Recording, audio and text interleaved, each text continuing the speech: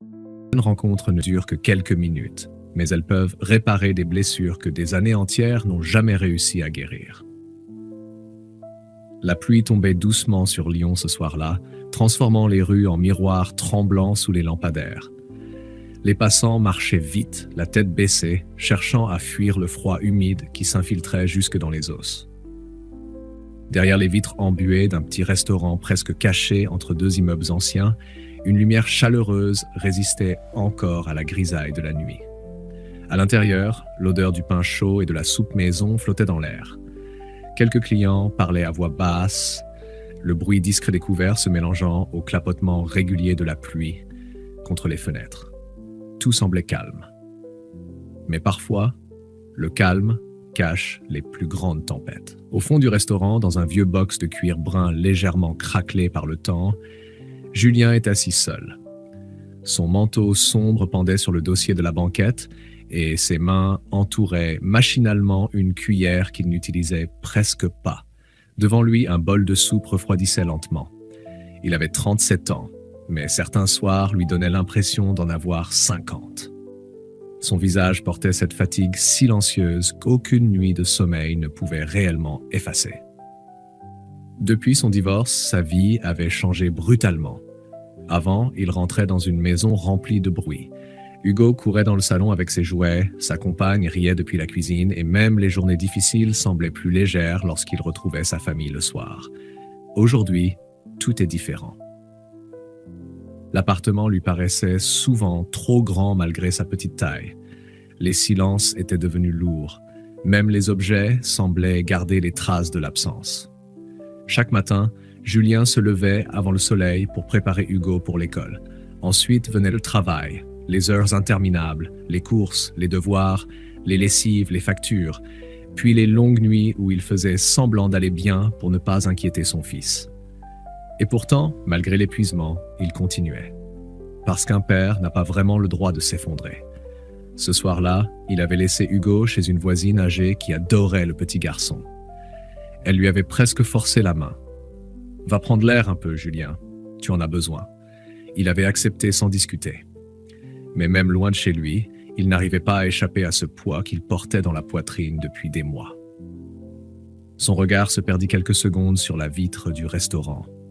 La pluie dessinait des lignes irrégulières le long du verre comme des larmes silencieuses. Julien soupira discrètement avant de porter enfin sa cuillère vers sa bouche. Puis il sentit une présence près de lui. Une toute petite présence. Il tourna lentement la tête.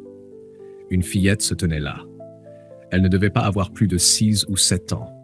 Ses cheveux blonds étaient légèrement emmêlés, comme si le vent et la pluie avaient joué avec toute la journée. Elle portait un manteau beige, un peu trop grand pour elle, et serrait contre sa poitrine un ours en peluche, usé, dont l'un des boutons menaçait de tomber. Mais ce qui frappa Julien, ce furent ses yeux. Des yeux d'enfant qui semblaient déjà fatigués de comprendre trop de choses. La petite hésita plusieurs secondes avant de murmurer timidement « Maman dit qu'on n'a pas les moyens de manger aujourd'hui. » Les mots furent simples, très simples. Et pourtant, ils traversèrent Julien comme un coup silencieux. Pendant un instant, il resta immobile. Autour de lui, les conversations continuaient, les couverts tintaient encore, la pluie tombait toujours, mais lui n'entendait presque plus rien, parce qu'il venait de voir Hugo dans ces yeux-là. Cette même innocence fragile, cette même confiance silencieuse que les enfants gardent encore malgré les difficultés. Julien reposa doucement sa cuillère. « Comment tu t'appelles » demanda-t-il avec une voix calme. « Léa. » Sa voix était si discrète qu'elle semblait avoir peur de déranger. Julien leva alors les yeux vers le comptoir. Une femme se tenait debout près de la caisse. Elle essayait de regarder ailleurs, comme si elle voulait faire croire qu'elle ne surveillait pas la scène depuis plusieurs minutes, mais son visage racontait déjà toute son histoire. Elle paraissait épuisée. Ses épaules étaient tendues, ses mains tremblaient légèrement, et ses yeux rouges semblaient retenir des larmes depuis longtemps. Julien connaissait ce regard. Il l'avait vu sur son propre visage dans le miroir certaines nuits, le regard de ceux qui luttent seuls jusqu'à ne plus savoir comment demander de l'aide. Pendant quelques secondes, Léa resta debout sans bouger, serrant encore plus fort son ours en peluche. Alors Julien se décala légèrement dans le box. Assieds-toi. La petite regarda immédiatement sa mère. La femme hésita, puis fit un minuscule signe de tête. Léa grimpa doucement sur la banquette. À peine installée, elle posa soigneusement Monsieur Bouton à côté d'elle, comme s'il occupait lui aussi une place importante à table. La serveuse arriva discrètement. Elle observa rapidement la scène, puis son expression changea immédiatement. Elle comprit sans qu'on ait besoin de lui expliquer. Julien parla simplement. « Un autre bol de soupe, s'il vous plaît, et un sandwich chaud. » Il hésita une seconde avant d'ajouter « Et un chocolat chaud aussi. » Léa releva légèrement la tête. Ses yeux s'écarquillèrent de surprise. Pas une surprise joyeuse, une surprise prudente, comme si recevoir de la gentillesse était devenu quelque chose d'inhabituel. Pendant qu'ils attendaient, Julien essaya de lui parler doucement. « Et lui, comment il s'appelle » Léa regarda immédiatement son ours. « Monsieur Bouton. » « C'est un très bon nom. » La fillette esquissa un tout petit sourire, le premier depuis qu'elle était arrivée. « Tu vas à l'école ?»« Oui. »« Tu aimes quoi là-bas ?» Cette fois, elle répondit un peu plus vite. « Le dessin. »« Ah oui. Et tu dessines quoi ?» Léa réfléchit sérieusement avant de répondre. « Le soleil et les maisons avec des fleurs. » Julien sentit quelque chose se serrer dans sa poitrine. Les enfants ont cette capacité étrange de continuer à imaginer de la lumière, même lorsqu'ils vivent dans l'ombre. Quand la nourriture arriva enfin, l'odeur chaude de la soupe sembla remplir tout le petit espace autour d'eux. Léa regarda le bol quelques secondes sans bouger, puis elle regarda Julien comme pour vérifier qu'elle avait réellement le droit d'y toucher. Il lui adressa un sourire rassurant. « Vas-y. » Alors seulement, elle prit sa première bouchée.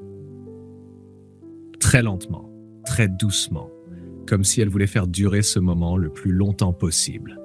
Et sans même s'en rendre compte, Julien sentit son propre cœur devenir un peu moins lourd. Parce que parfois, dans les périodes les plus difficiles, aider quelqu'un d'autre est la seule chose qui nous rappelle que nous sommes encore humains. Avant de continuer, prenez une seconde pour liker cette histoire et vous abonner. Merci. Léa continuait de manger lentement, tenant sa cuillère avec précaution entre ses petites mains encore froides à cause de la pluie.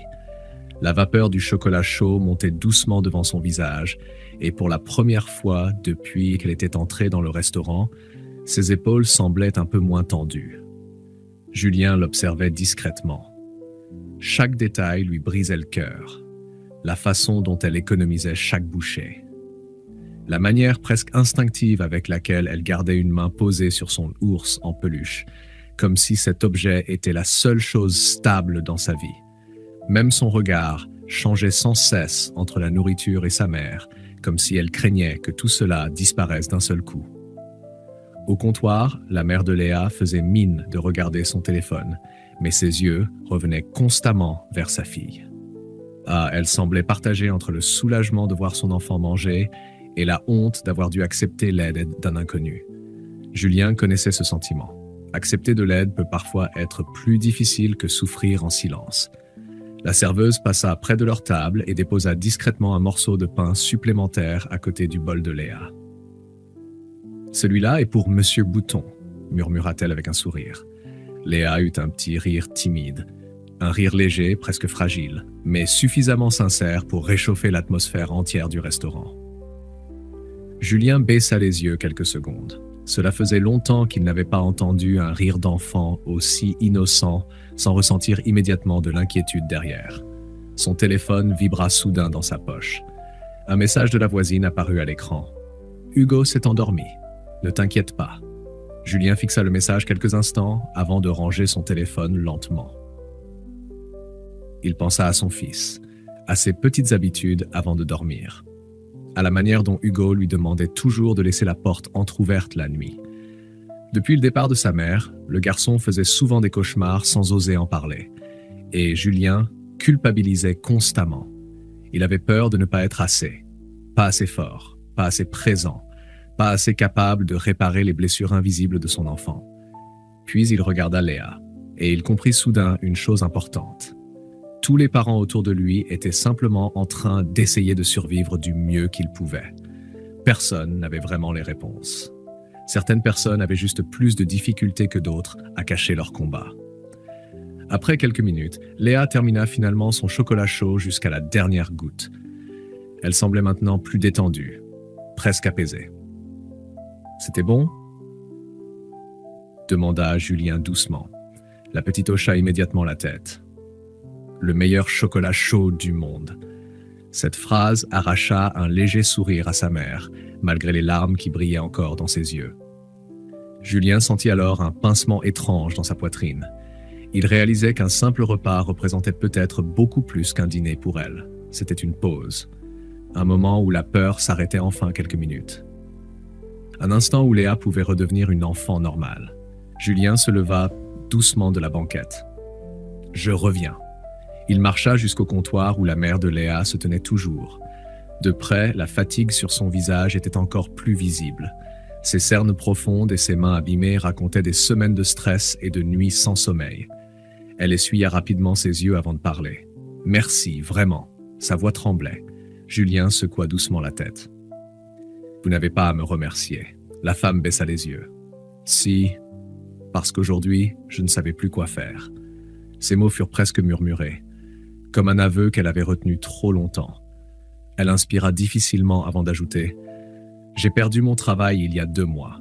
J'enchaîne les petits ménages quand je peux, mais avec le loyer, l'école, les factures, parfois je saute des repas pour qu'elle puisse manger. » Julien sentit sa gorge se nouer.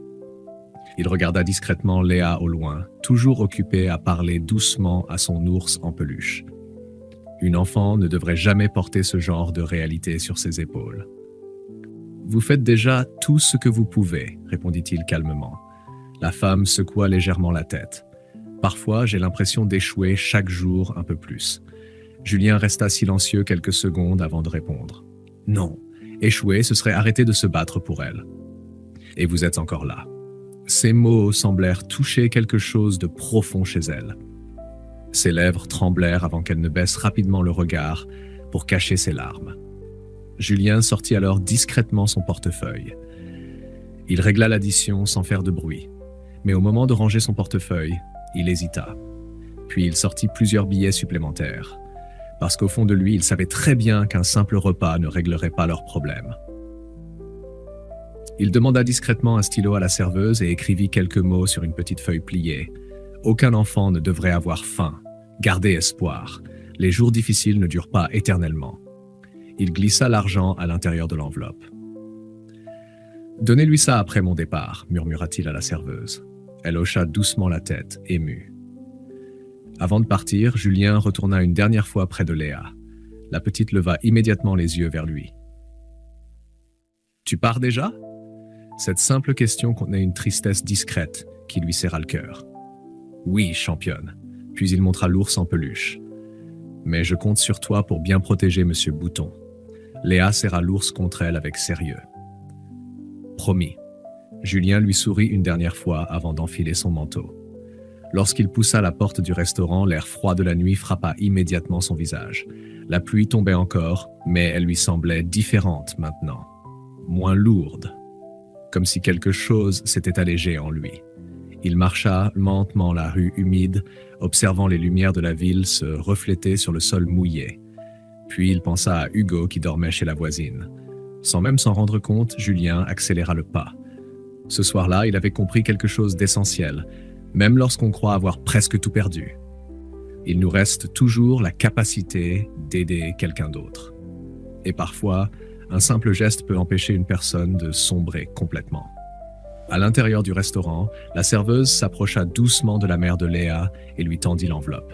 « Le monsieur a demandé que je vous donne ceci après son départ. » Surprise, la jeune femme ouvrit lentement l'enveloppe. Quand elle découvrit l'argent et le message, ses mains commencèrent à trembler violemment. Les larmes qu'elle retenait depuis des semaines finirent enfin par couler.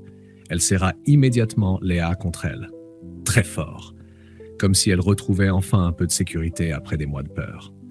Léa leva doucement les yeux vers sa mère. « Pourquoi tu pleures ?» Sa mère caressa ses cheveux humides avec tendresse. « Parce qu'il existe encore de bonnes personnes. » La petite regarda alors la porte par laquelle Julien était parti. Puis elle murmura doucement « Quand je serai grande, moi aussi j'aiderai les gens. Et parfois, c'est ainsi que naissent les plus belles chaînes de bonté. Une personne aide une autre. Puis cette personne transmet un jour cette lumière à quelqu'un d'autre. Alors si cette histoire vous a touché, Prenez une seconde pour liker, vous abonner, laisser un commentaire et partager cette vidéo autour de vous.